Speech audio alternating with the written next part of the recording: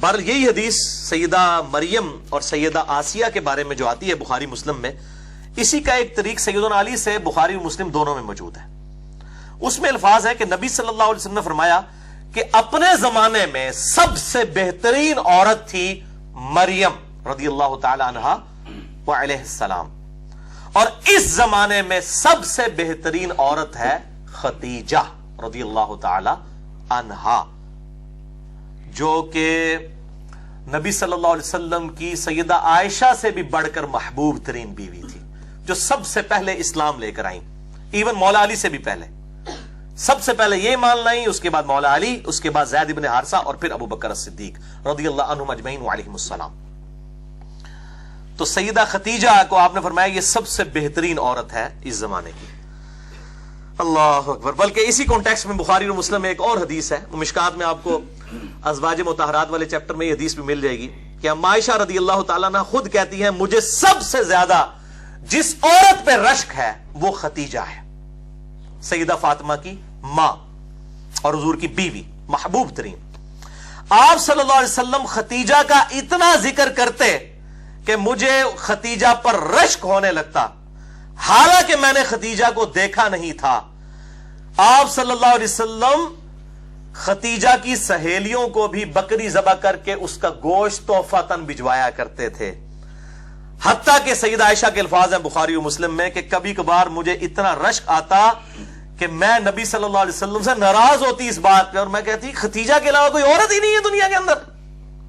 میں وہ بتا رہا ہوں، وہ بیوی جو سیدہ عائشہ بھی جس پہ رشک کر رہی ہیں۔ تو جب سیدہ عائشہ کی ہم فضیلت کی بیان کر رہے ہیں تو حضرت خدیجہ کو چھوڑ کے، خدیجہ والا لیول نہیں تھا سیدہ عائشہ کا، نہ مرتبے میں اور نہ نبی صلی اللہ علیہ وسلم کی محبوبیت میں، یہ ان کے بعد کی بات ہے۔ تو اتنے الفاظ کہ خدیجہ کے علاوہ کوئی عورت ہی نہیں ہے۔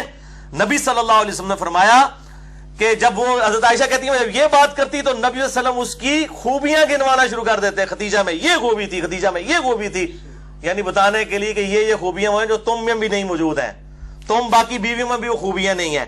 اور پھر فرمایا کہ میری تو ساری اولاد ہی خدیجہ سے ہے، یعنی آپ کی جو چاروں بیٹیاں ہیں، ٹھیک ہے، اور سیدہ فاطمہ اور سیدہ رقیہ، سیدہ ام کلثوم اور سیدہ زینب رضی اللہ عنہم اجمعین وعلیہم السلام، یہ چاروں بیٹیاں سیدہ خدیجہ سے ہوئی ہیں، اور یہ ان کی اپنی بیٹیاں ہیں نبی صلی اللہ علیہ وسلم کی۔ یہ جو مشہور کیا نا، یہ پچھلے خاوند تھے اور عجیب و غریب وہ بتا رہے ہوتے ہیں صاحب کتاب، اس دنیا میں سب سے بڑا رافضی جو ابو بکر عمر کو نعوذ باللہ من ذالک اعلانیہ طور پر منافق کہتا ہے، یاسر الحبیب، عرب میں اس کے پائے کا کوئی رافضی نہیں ہے۔ میں شیعہ کی بات نہیں کر رہا، رافضی، اس کو خود شیعہ نے اور ایران نے نکال دیا تھا اور اس کو گمراہ ڈکلیئر کیا ہوا ہے۔ وہ بھی مانتا ہے کہ نبی صلی اللہ علیہ وسلم کی یہ چاروں بیٹیاں اپنی ہیں، سیدہ خدیجہ سے نبی صلی اللہ علیہ وسلم کی بیٹیاں ہیں، پچھلے خامد سے نہیں ہیں۔ تو یہ میں رافضیوں کو خصوصاً پھکی دینے لگوں کہ سب سے بڑا رافضی یاسر الحبیب، سنی اور شیعہ دونوں کتابوں میں ملتا ہے کہ آپ صلی اللہ علیہ وسلم کی اپنی بیٹیاں تھیں۔ باقی یہ جو وہ حساب لگانے شروع کرتے ہیں نا، اتنے سال کی عمر میں شادی ہوئی ہے، وہ صحابی غلط ہے، وہ سارے تاریخی روایتیں ہیں۔ کوئی صحیح سند سے ثابت نہیں ہے کہ نبی صلی اللہ علیہ وسلم کے عقد میں سیدہ خدیجہ جب آئی تو ان کی عمر 40 سال تھی، کوئی صحیح سند سے ثابت نہیں ہے۔ اور نہ یہ صحیح سند سے ثابت ہے کہ آپ صلی اللہ علیہ وسلم کی ہجرت کے بعد یہ بیٹیاں پیدا ہوئیں، یہ اپنی ٹائمنگ پہ ہی پیدا ہوئیں اور الحمدللہ ہجرت کے وقت یہ بالغہ تھی۔ تو یہ میں نے ضمناً مسئلہ عرض کر دیا۔ تو سیدہ خدیجہ رضی اللہ تعالیٰ عنہا اتنی محبوب تھیں کہ 24 سال تک آپ صلی اللہ علیہ وسلم کے عقد میں رہی ہیں، 24 سال تک، اور آپ صلی اللہ علیہ وآلہ وسلم نے ان کی زندگی کے اندر دوسری شادی نہیں کی ہے۔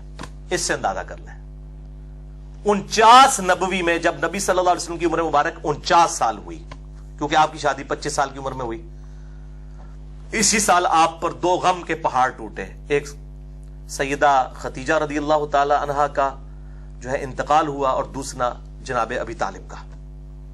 اس کو عام الحزن کہا جاتا ہے، غم والا سال آپ صلی اللہ علیہ وسلم کے لیے غم والا سال تھا کہ 2 ایسی ہستیاں جو آپ صلی اللہ علیہ وسلم کی ڈھارس بندھانے والی تھیں، سیدہ خدیجہ اور جناب ابی طالب، وہ آپ صلی اللہ علیہ وآلہ وسلم سے رخصت ہوئے۔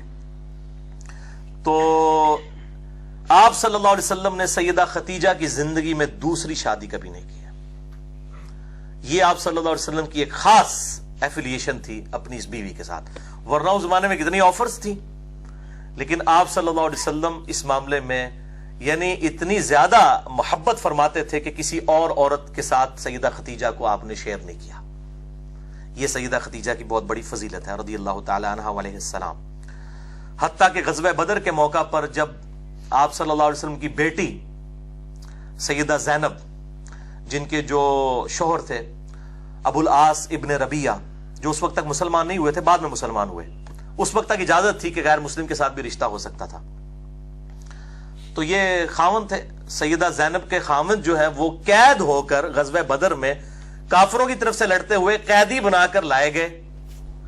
اب فدیے سے چھڑانے کے لیے ظاہر کچھ رقم ادا کر رہی تھی تو سب لوگ رقم دے رہے تھے.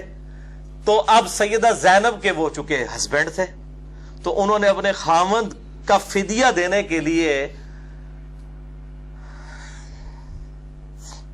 اپنا وہ ہار دیا جو سیدہ خدیجہ نے اپنی بیٹی کو پہنایا تھا، سیدہ زینب کو. وہ ہار جب نبی صلی اللہ علیہ وسلم کے سامنے آیا تو آپ صلی اللہ علیہ وسلم کی آنکھوں میں آنسو آ گئے. آپ کو حضرت خدیجہ یاد آئی.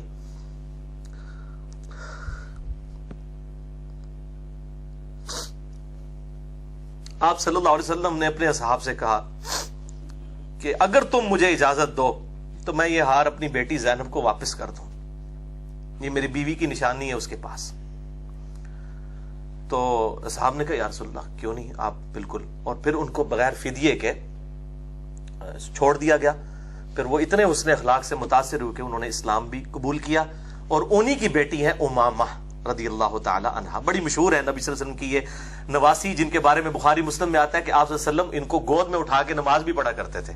سیدہ امامہ، یہ لفظ ویسے لوگ اردو میں امامہ بول رہے ہوتے ہیں، یہ لفظ ہے امامہ، الف کے اوپر پیش ہے امامہ، امامہ بنت زینب. تو یہ سیدہ خدیجہ رضی اللہ تعالی عنہا کے ساتھ آپ صلی اللہ علیہ وسلم کی عقیدت تھی.